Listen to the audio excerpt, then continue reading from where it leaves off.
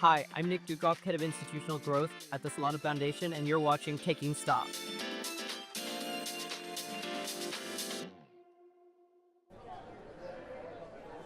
2 minutes to go into the close. What a wild session here on Wall Street on this Wednesday, February 4th. Who better to kick off the broadcast at this hour for this edition of Taking Stock than the great Einstein of Wall Street himself, the one and only Peter Tuchman. What'd you see here into the closing auction? What a weird day today. Completely strange. I mean, we were for sale heavy all afternoon, and then on the close it posted to buy. We've got huge volume. Think about it. We're normally about 1.1 billion a day down here on the floor, and every day since the beginning of February, it's been as much as 1.5 billion.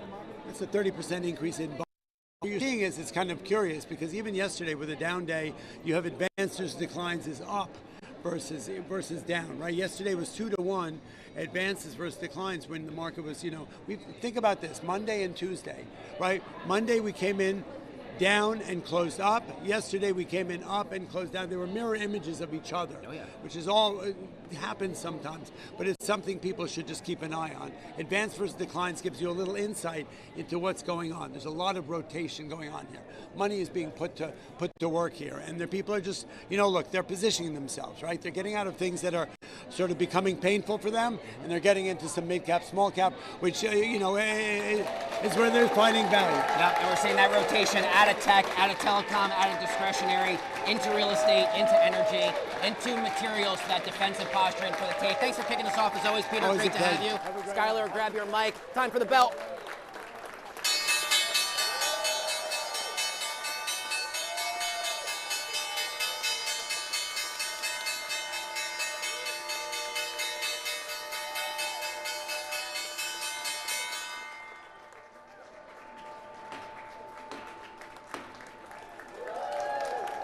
And there you have it. At this hour, the team from Radiant officially bringing about a close to today's trading here on Wall Street. Your final tail of the tape. But what a weird day it is, as Einstein just laid out for us, because the tech-heavy NASDAQ is down about 1.5%. You don't frequently see the NASDAQ down that much with the Dow Jones Industrial Average in positive territory, but the Dow is up 0.5%. Downward pressure on the S&P 500, as well as the small caps. That one perhaps to be expected when you look at the other major market indexes, but the New York Stock Exchange Composite Index here holding on to a fresh, I believe, all-time high for the NYSE Composite. How about that at 22,978? Let's bring in our good pal Eric Criscolo, market strategist here at the New York Stock Exchange. You and I were talking 5 minutes before the close about maybe some of these big tech names that had really been leading losses to the downside, maybe hitting some technical levels, a little bit of a bounce back into the closing auction. What'd you see? Yeah, we saw software kind of hit a trough, hit a bottom, kind of started to get a bid around noon.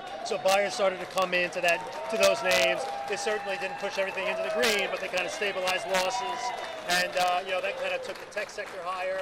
That was part of the rally. Why you saw the S&P kind of get back to the 6890 level that we are right now. Yeah, did you see today as a little bit of the Anthropic hangover story from yesterday? I mean, they introduced this new productivity suites, and people said, uh-oh, what about clerical administrative work, legal services work, and suddenly all the SaaS, software as a company giants, have they been absolutely throttled here the last 48 hours? Yeah, I mean, software has been under pressure for a while because of that theme, and you saw with that Anthropic news yesterday, it just everything just exploded, and it would just sell everything, no matter what, indiscriminate selling across the whole sector. So that continued today, but then again, buyers kind of stepped in a little bit toward the end of the day, kind of stabilized everything a little bit. Maybe hitting some short-term oversold levels that of maybe sets the stage for the last 2 trading days of the week. But of course, we've also got, as if all that weren't enough, and general Fed macro noise. How about earnings? We got a big one today. We got Amazon tomorrow after the bell. How have the big tech earnings season gone so far, and what are some of the things, Eric, you'll be paying attention to between now and the end of the week? Yeah, I mean, you're seeing kind of, really high bars that have been set, and it's really hard to clear those bars. AMD had a good print. They beat numbers. They had good guidance, but they were down 10-15%. So the hurdle rate is exceptionally high. Some of these names have just seen massive moves. They've taken the whole stock market up for 3 years. It wouldn't be surprising if after great numbers, these stocks do come in a little bit. So it wouldn't be shocking at all if that happens. It's really interesting to look at some of the sectors that caught a bid, and there weren't a lot of them, but the oil and energy stocks today did. The home builders did so well, but you got some of these falling knives as well. Semiconductors down. You mentioned AMD. Software names led down by Palantir. Robinhood for the fintech space also down throughout most of the day, 10-11% or so. Yeah, some of the financial services names, the exchanges, especially if you're linked anywhere to crypto. Crypto has been absolutely unable to get off the mat, constantly making lower lows. Bitcoin is now kind of at some key levels around 7,800, 75,000. Excuse me. So those are kind of numbers that it hit several last year, 2 years ago. Yeah. So it's trying to hold those levels, but there's just nothing going on right now, and so all those names that are linked to crypto they just can't get going right now. I mean, maybe a key long-term support level for Bitcoin right around 70, 72. That's where we were before election day of 2024. Obviously, after the election results, we saw the crypto majors kind of skyrocket. Now we've fallen so much, we're kind of retesting those. Before I let you go, anything else on your radar, big catalyst you'll be paying attention to in the next few trading sessions here on Wall Street? I think really it's just earnings. We're going to have some delayed employment data come out next week, so that's an unfortunate byproduct of the shutdown, but luckily that didn't last too long. But I think everyone's just focused on earnings, focused on tech earnings right now, and then of course the Super Bowl. Of course, the Super Bowl. Do you have a prediction there? I don't make predictions at the New York Stock Exchange. I've asked you this before, and that's always your answer. That's a good market strategist right there. I do think Seattle's favored, though, for whatever that's worth. Sounds like a good play. Sounds about right there. The great Eric Riscolo, market strategist at the New York Stock Exchange. Anything can happen on Super Bowl Sunday, though. Thanks for kicking us off. Nice to have you here. Happy to be here. Skylar, grab your mic. Jeff, you and I will head this way and go for a walk. We're going to bring you the latest poly market odds as participants try and weigh in on the question, how many short-term interest rate cuts will we get from the Fed between now and the end of 2026? Kind of an interesting divergence between poly market participants and the CME Group FedWatch tool, because CME participants say, no, we're probably only going to get 2 cuts between now and the end of the year, but there are 25% odds we get 3 cuts, according to poly market participants, of 25 basis points each. 24% odds right behind, we only get 2 cuts. 15% odds we get 1 cut. 8% chance, poly market participants say, no, the Fed's work is probably done. More than $4 million in total trade volume on this particular event contract. 2 more FOMC meetings with Jerome Powell, the June 16th and 17th 2-day policy meeting. That would be the first one for Kevin Warsh, of course, pending Senate confirmation. Time to take a quick look here at 2 NYSE notables on the day. How about we'll start with MGM, one of the best performing stocks in the S&P 500 today. Last calendar year, 2025, proved to be a record year for MGM. Rapid growth in Q4, net revenue up almost 40% year over year. This did give a bit of a boost to some other comparable names like Flutter and DraftKings as well. The stock is up 4% so far on the year, despite receiving a few analyst downgrades from Truist as well as Morgan Stanley. Finally, let's pivot around this way. We'll take a look at one of the healthcare giants. How about Eli Lilly's session here today? A beat on top and bottom line, not quite reclaiming previous all-time highs, but honestly, it's not really very far off. Shares jumping on a positive revenue forecast for Lilly in 2026. They are partnering with the U.S. government to improve access to obesity drugs. The stock is only up about 2% so far here in the year, but is up more than 35% over the last 52 weeks. All right, moving on with the broadcast at this hour. Cheddar's very own Chris Castellino is now back with the latest in health tech from CES 2026 in Las Vegas, Nevada. Take a look. From the toilet to the toothbrush, a new wave of AI-powered devices is putting preventative care directly into our hands. At CES 2026, these new products promise to catch health issues before they become serious problems, and may potentially save us thousands of dollars in medical costs along the way. Let's start where you might least expect cutting-edge health technology: the toilet. Startup Throne has developed what they're calling the first AI-powered gut health and hydration monitor, a device that attaches to your toilet to analyze what's happening every time you use the bathroom. Throne is a device that tracks gut health, urinary function, bathroom habits, and hydration, hands-free every time you go to the bathroom. So we built this because there are tens of millions of Americans with mystery gut health issues, and they have no clarity on what's actually causing it. The technology behind Throne involves a camera and microphone system that points directly into the toilet bowl. When you approach, the device identifies who you are through your phone's Bluetooth signal, then automatically begins its analysis. We use about a dozen different AI models to interpret what just happened inside the toilet. We track stool frequency, consistency, color, volume, how hydrated you were, the timeline that you were on the toilet, how long it took you to have your first movement, which is like a proxy to how much evacuative effort or strain you're having. And ultimately, we use all this data to help you connect the dots between your diet and your lifestyle and what's happening in your gut, so you can identify triggers, sensitivities, and intolerances. Basically, the idea is to help you understand what's normal for you, and when you're deviating, what can help you get back to normal. Behind Throne is John Capodilupo, who previously co-founded popular fitness wearable Whoop. He views toilet monitoring as the next frontier in at-home self-care. We throw away our waste every day, whether that's stool or urine. We have no information at all. With Throne, now the idea is to capture that, get that same level of longitudinal data that we had at Whoop, and provide unprecedented levels of insight to gut health and hydration. Trained on a huge data set that was labeled by professional GI doctors, and then our AI takes that data set and analyzes your stool to give you information about your gut health. In addition to tracking gut health and hydration, one of the fun things we do is track urinary flow rate and urine function. So this is really a men's health metric. It's one of the primary metrics for prostate health. So if you pee standing up, the volume of the sound of the pee stream entering the water maps 1-to-1 to the strength of your flow rate. And so we built an AI model that uses computer vision to basically map the sound of your flow to the flow rate, and then we can integrate that to get the volume, and so we can track the peak flow rate. We basically can track prostate health every time you go. Throne launches at $400 and a $6 monthly subscription for the AI analysis and app features. Another trending category in smart health promises to help users monitor dental conditions at home without frequent trips to the dentist. Introducing Y-Brush. Their flagship product claims to brush all of your teeth in just 20 seconds.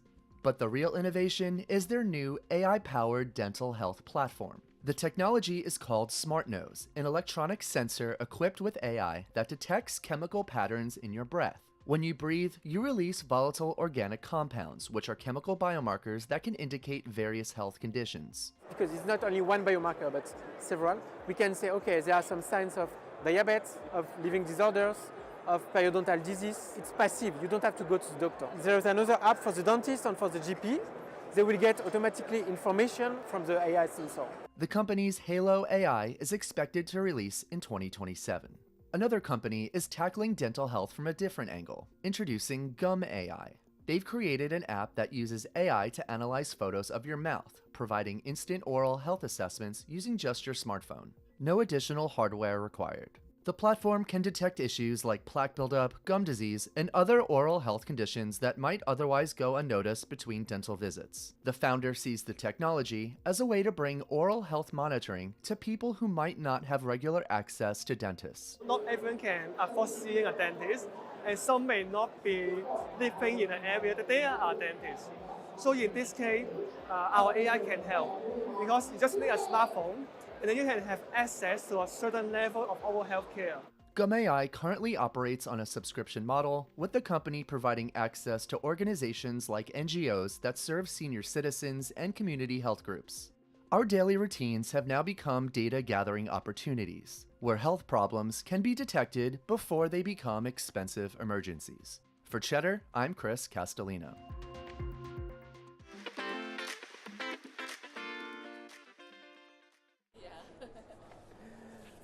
Let's do it, folks. Welcome back to the broadcast. You are watching Taking Stock live from the trading floor of the New York Stock Exchange. Time now for the latest headlines in the world of fintech, crypto, and artificial intelligence headlines you need for your afternoon. First up, the crypto majors all down in a pretty notable way, as Eric Criscolo and I were breaking down in the last block.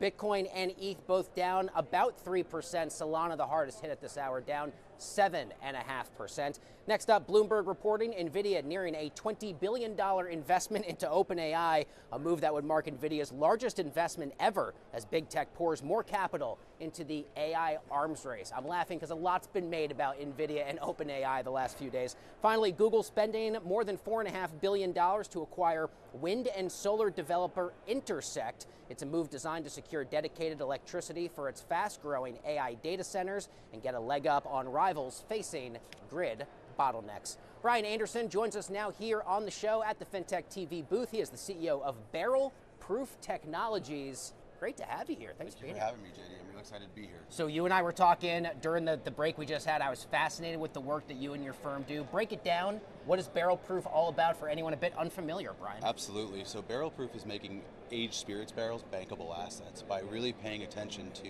infrastructure level banking, insurance, and financial assets. So we're really paying attention to what distillers need for better insurance, better blending rates, and just optimizing the entire system. That is fascinating. Talk to me a bit about what was missing in the marketplace previously. What are kind of those pain points for the industry that you felt, aha, hold on, I've got a new idea that could help a lot of people? Absolutely. So the distilling space is unique that it is based in tradition, and we're bringing a little bit of art and science to this by merging the use of IoT, AI, and blockchain. So the industry does not really know what's in their barrels after year one because of evaporation. They could lose up to 10% year one and 1 to 6% year after year. So in 5 years, you could lose upwards of 25% or more of your barrels. Industry doesn't know what's in their barrels other than weighing it. So we're coming into the space saying, you don't need to do all this labor because they don't. Now it's at your fingertips. When you're working with these distillers, does this take a lot of convincing for them? Because I imagine you deal with a lot of these family legacy brands. They're used to doing things a certain way for a long time, or are they pretty eager to comparably, much like yourself, be forward thinking and sort of embrace a lot of these new technologies? The industry's welcomed it. I think they realize that data is going to be king as we move forward in matronomics, really paying attention to welcoming the use of IoT, because if you don't know what's in your barrel, you're not going to be able to make better decisions. So when it's indexed and we know what's in the barrel, we can make better financial decisions. What most excites you about where the technology is right now? And is there still more work to be done? Yes. So at the end of the day, the industry for spirits is just our first beachhead. We're looking at other industries as well, but if you can know what's inside a sealed container space, you can better insure it, you can reduce risk. Insurance companies go from loss avoidance to loss prevention. So we're not loss modeling anymore. We can just say, okay, we know what's happening. How can we monetize, financialize, and collateralize this on the blockchain, and using AI to really hit home things that just they've never been able to see before. These are unparalleled insights into the barrel. Yeah, what sort of feedback are you getting in real time from the clients and really the distillers themselves, as maybe for a lot of them, this is kind of their first foray into a lot of this technology? So the industry's been looking at technology for a while. Ours is just the first one with the moat that beats everybody else. We are completely non-invasive. Our sensors sit on the barrel head, and so the sensors measure hard data points. The AI takes that information and sets out, we give the barrels a voice. So the AI takes that information, spits out unparalleled insights, and then the blockchain keeps it real. Brian, I'm about out of time. Quickly, if we can, what else is on the horizon for you and the firm in 2026? So we're looking to finish, getting devices on barrels and looking at other industries like oil, pharmaceuticals, looking at, consumer packaged goods, any high-end luxury, liquids, whether that be other spirits and, consumer packaged goods. That's awesome. Brian Anderson, CEO of Barrel Proof Technologies. Congratulations. Thanks for visiting us here at the Big Board. Come back anytime. Thank you, JD. Don't go anywhere. Much more Taking Stock coming up after this.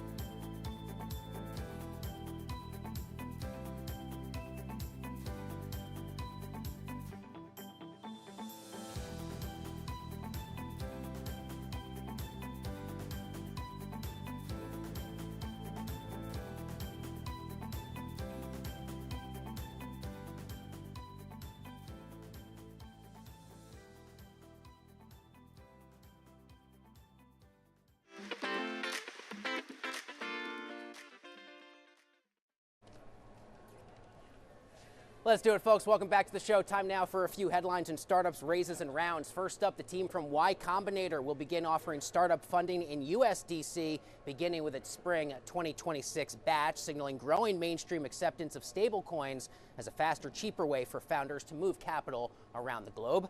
Next up, AI farming startup Carbon Robotics unveiling a new model that can instantly identify and target weeds in real time, helping to push autonomous agriculture into the era of precision. And finally, Waymo raising $16 billion at a new $126 billion valuation as the Alphabet-owned company moves to rapidly scale its driverless taxi fleet. All right, joining the broadcast now are two very special guests down here as well. Say hello first to Richard Watson, CEO of Inigo, and Rick Thornberry, CEO of Radian. Nice to have both you gentlemen down here. Thanks for being here. Great to be here. Great to be here. Thank you. An absolute pleasure to be here. Absolutely. First of all, can I get your experience for you guys? You had an amazing group down here to ring the closing bell. What was the experience like? I'll start with you. Mind-blowing. This is something you've seen throughout your life, and then suddenly to be part of it and to be part of this marketplace is an extraordinary privilege. Yeah, how I about feel Rick? very blessed. Yeah, Rick, how about yourself? Each time I've been here before, but each time I'm here it's special. And what made it special today is we brought both teams together, so they were able to spend time, enjoy the celebration together, and just had a good time. Well, let's talk about those two teams. I'll start with Radian because we got the stock chart up right over your shoulder. A strong day for kind of a wonky tape overall, up more than 2%. Talk to me about what Radian is all about and some of your top priorities here in early 2026. So Radian has historically been a mortgage insurance company serving homeowners across the country, helping first-time homebuyers be in a position to buy their home, so home ownership at the center of our thesis. But with this acquisition, we really emerged from a monoline U.S. insurance company to a global specialty, multi-line specialty insurance company. And so the combination that Richard and I come together to put together here, these two companies, is something special. So we look forward to kind of 26, making the best of these two companies, kind of coming together in partnership and charting an exciting path to the future. What does this look like from the Inigo side of things for you? A privilege to be part of the Radian Group. From my point of view, I've got 250 people who are motivated, excited, want to get in front of customers, want to do something different. And the Radian Group gives us the stability to go and do that day in, day out, week in, week out. So for all of us, we're over the moon. This means we can get back in front of customers doing what we love. Rick, why is right now the right time for this type of partnership? We talk a lot about mergers and acquisitions and general relationships across industries. And I'm always fascinated with the timing. Is it macroeconomic conditions? Are there other things that go into a decision? I think it's largely strategic, just looking at ways for us to diversify our business into other opportunities from a revenue point of view. These two businesses are non-correlated from a risk point of view. The combination actually doubles Radian's revenues. It's immediately accretive. We had the capital to do the transaction within our own balance sheet. So when it comes together, it's really actually a very attractive financial transaction. But I would say the reason it works is the cultural match, the chemistry match, the strategic kind of alignment between risk, data and analytics, customer focus, employee culture. So it's been, I think we can look at the numbers and say this is really financially attractive. But the thing that probably excites Richard and I both is how it culturally fits. Two companies come together to actually value the same thing. I love the culture component about this. What are some of those core values important to Inigo that you think really make this a relationship that makes sense? So for us, we really win when we park our ego. We put the ego aside, we collaborate well, we turn up with real energy and enthusiasm. And if you do that day in, day out, it's amazing what happens. That's an environment that smart, driven people really want to be part of. And our success is keeping, developing those amazing people. That's awesome. I'm almost out of time, but quickly for either of you, Jeff, can you give me some sense of what the rest of 2026 looks like now that this is kind of official for both your firms? It's the beginning of a great journey, a beginning of a great partnership. And I think you can see from the team that came together today kind of how excited people are. So I look at it as we're day 3 of a very exciting journey. I think 26 is the first year of that long-term path. So we're excited to get this done and behind us, get the two teams together. Richard and I have spent a lot of time together plotting this out, so I think we're excited.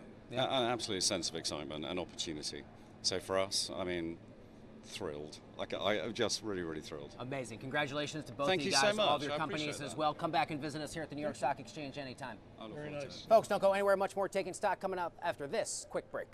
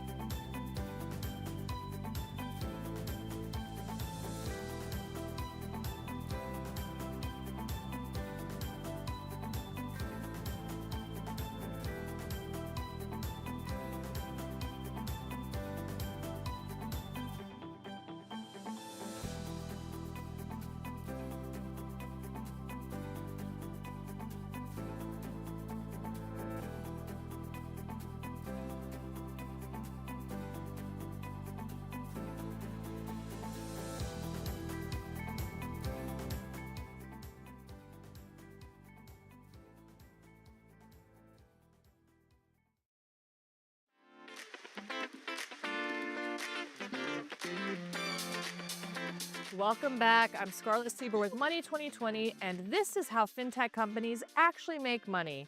Because honestly, you get a lot of the hype and the lines, but what is actually happening underneath the surface?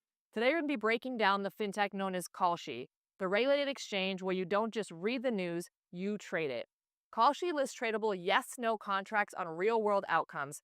Think inflation prints, Fed decisions, GDP surprises, and cultural moments. Each contract settles to $1 or $0. That simplicity, price, the collective belief, settle cleanly, drives participation and, more importantly, fee revenue. So how does this Kalshi actually make that money? First, transaction fees on every buy and sell. Volume is the revenue engine. Second, listing and market creation. High demand contracts attract liquidity, and liquidity attracts, you guessed it, fees. Third, professional data and access. Premium fees and APIs for market makers and quants. They love those premium accesses. And fourth, institutional programs. Liquidity support and analytics that deepen participation and keep spreads tight. Why now? In late 2025, Kalshi reportedly raised $1 billion after $300 million just weeks prior, putting its valuation near $11 billion. That kind of capital concentration says prediction markets have moved from curiosity to venue economics. The moat is the liquidity flywheel. More traders tighten those spreads, tighter spreads draw more traders, backed by regulatory footing and product clarity. The reality check here is category education matters, policy optics matter, and sustained participation beyond headline spikes also really matter. But this overall thesis is very powerful. Kalshi monetizes curiosity, and we all like those innately curious people in our lives. Price the probability, charge the fee, repeat at scale over and over again. Own the event and you own the economics of attention, which is something that is not easy to do anymore.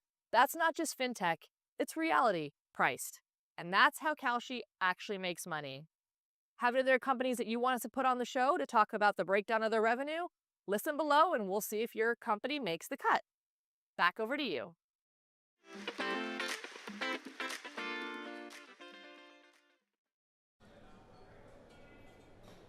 All right, at this hour, Alphabet shares are down at least a little bit here after reporting just moments ago, despite a beat on both the top and the bottom line. The company reporting earnings a share of $2.82 versus the street's expectations of $2.63. However, the company projecting a significant boost in overall AI spend, expecting to nearly double its over 2025 spend. We'll bring you much more on tomorrow's show. That's it for today's edition of Taking Stock. Have a good one. We'll see you tomorrow.